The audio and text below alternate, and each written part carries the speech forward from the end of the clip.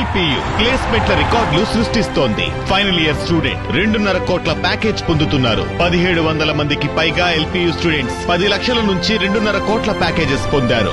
విద్యా విప్లవం ప్రారంభమైంది లవ్లీ ప్రొఫెషనల్ యూనివర్సిటీలో.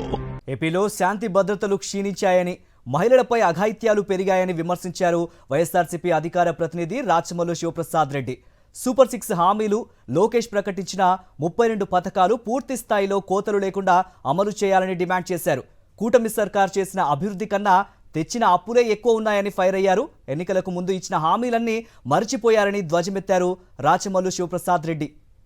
6 సంవత్సరాల పిల్లలు వదలడంలే, కళ్ళు మూసుకొని నిద్రపోతాంది ఈ ప్రభుత్వం. దున్నపోతు చర్మం కప్పుకొని నిద్రపోతాంది ఈ ప్రభుత్వం. వైఎస్ఆర్ కాంగ్రెస్ పార్టీ ప్రతిపక్ష పార్టీ నాయకులపైన తప్పుడు కేసులు ఎక్కువైనాయి. జైళ్లలో నిర్బంధించేది ఎక్కువైంది.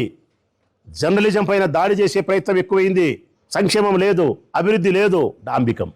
నేను చెప్పిన ఈ మాటలన్నిటికీ తెలుగుదేశం పార్టీకి సంబంధించిన ఏ మంత్రులైనా, ఏ నాయకులైనా స్పష్టంగా, నిజాయితీగా ఒకదానికొకటి విడమర్చి వివరణ ఇమ్మని కోరుతా ఉన్నా. నేను మా వ్యక్తిగత అభిప్రాయం అయితే, వైఎస్ఆర్ కాంగ్రెస్ పార్టీ వైపు నుంచి అభిప్రాయం అయితే, నువ్వు సూపర్ 6 పథకాలు అమలు చేయలే.